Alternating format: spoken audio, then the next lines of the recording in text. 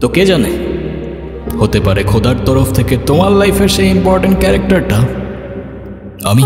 দেখেন, আমি জানি না আপনি কি, তবে এতটুকু জ্ঞান তো দিতেই পারি যে আপনার কষ্ট যতদিন আপনার ভেতরে চেপে রাখবেন না, সেটা বিষ হয়ে ভেতর থেকে আপনাকেই খেয়ে ফেলবে। এখন বলুন, এই বোকামিটা কেন করতে যাচ্ছিলেন? ভালোবেসেছিলাম, বিশ্বাস করেছিলাম, কিন্তু ভাবিনি সে ভালোবাসা এইভাবে শাস্তি হয়ে ফিরে আসবে। আমাদের পরিবারের সমাজের নিয়ম না মেনে কিছু করে ফেলা মানে সবার কাছে একটা লজ্জা হয়ে যাওয়া।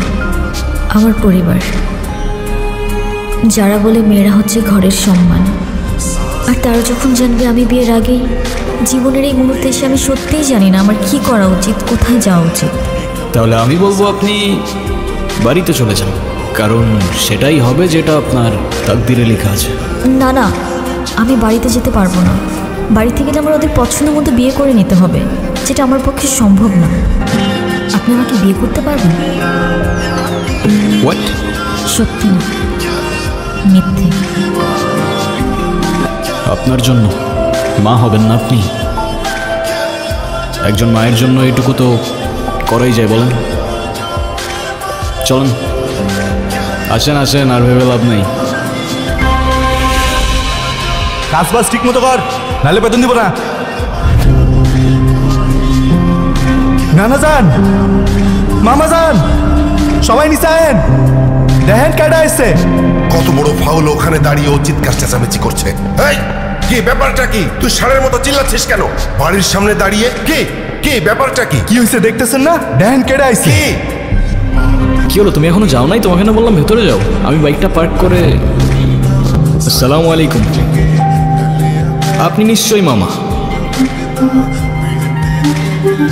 আপনার ব্যাপারে অনেক কিছু বলেছেন, আর আপনি মামি। বাহ, বেশ মিষ্টি দেখতে তো আপনি। আর যদি ভুল না করি, আপনি ছোট খালা আর খালু। তবে আপনাদের সবার মধ্যে আমার ফেভারিট কিন্তু আপনি। আপনাকে কিন্তু আমি নানু বলে ডাকবো না, আমি আপনাকে ডাকবো নানু ভাই। আচ্ছা, শুভ কোথায়? শুভকে দেখছি না। শুভ, শুভ, এই এই গুনগুন, ছেলেটা কে রে? মামা, ও আতিফ।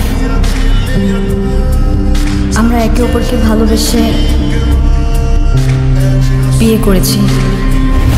তোমরাই তো চেয়েছিলে আমি বিয়ে করিনি, তাহলে এখন কেন সরগর পাকাচ্ছ? হ্যাঁ, আমি তোমাদের পছন্দ মতো বিয়ে করিনি, তাই বলে আমার জামাইকে এইভাবে অপমান করবে? এটা কিন্তু একদম ঠিক হচ্ছে না নানু ভাই। বাদ দে তো, এইসব একটু একটু হয়। আয় নাচ, জামাই রে উপরে আয়।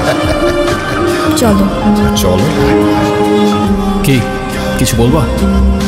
না, এই সব কিছুর মধ্যে আমি একটা জিনিস বুঝলাম না। তা কি বুঝতে পারো নাই তুমি? তুমি এইসবে রাজি কেন হলে? এত বড় রিস্ক যদি কেউ জানতে পারে, তাহলে তো তোমারও তো একটা জীবন আছে। তোমার ভয় লাগলো না? আমার জীবন তো রিস্কের উপরেই চলে, আর তাছাড়াও সবার লাইফের পূর্ণতাতেই তো কারোর না কারোর একটা ইম্পর্টেন্ট ক্যারেক্টার থাকে। তো কে জানে, হতে পারে খোদার তরফ থেকে তোমার লাইফের সেই ইম্পর্টেন্ট ক্যারেক্টারটা আমি। তোমার মতো মানুষ তাকদিরে থাকলে হয়তো জীবনটা অনেক সহজ হয়ে যেত। আচ্ছা ভাই, তোমরা তো নিজেরাই পছন্দ করে বিয়ে করছো, তা তোমাদের প্রথম দেখা হয়েছিল কোথায়? ঢাকায়। গাজীপুর। মানে ঢাকায় গাজীপুর সাফারি পার্কে। আসলে নানু ভাই, আমি সাফারি পার্কে ঘুরতে গিয়েছিলাম। ওখানেই আতিফের সাথে আমার প্রথম দেখা হয়। সেটা তো বুঝতেই পারছি। সেখানে গিয়ে বাঘ, ভাল্লুক, হনুমান এ সমস্ত দেখার পরে আসার সময় একটা শিয়াল ধরে নিয়ে চলে এসেছিস। এই তুই থামবি? ছেলেটা মাত্র খেতে বসেছে, তুই চুপ থাক। নানা ভাই, তুমি কি আমার নাতনির সাথে এক ইউনিভার্সিটিতে পড়ো? না না না ভাই। ভার্সিটি? আমার ভাগ্নি প্রাইভেট ইউনিভার্সিটিতে পড়ে। নামের সাথে শুধু খান লাগালে তো আর হয় না, পাশাপাশি বাবার ব্যাংকে মালামাল থাকা লাগে। মামা ইউনিভার্সিটিতে তো পড়িনি, তবে আমিও গ্র্যাজুয়েটেড, সফটওয়্যার ইঞ্জিনিয়ারিং শেষ করেছি। যদিও আমি বলবো না, তবে you guys can call me engineer. বাহ বাহ, বেশ ভালো। বাবা বেশ ভালো বললে হয়ে যাবে? আব্বা, এই সব কিছু মিথ্যে কথা আর ধান্দাবাজি। ছোট লোক কখনো জাতে উঠতে পারে? বলেন আমাকে পারে?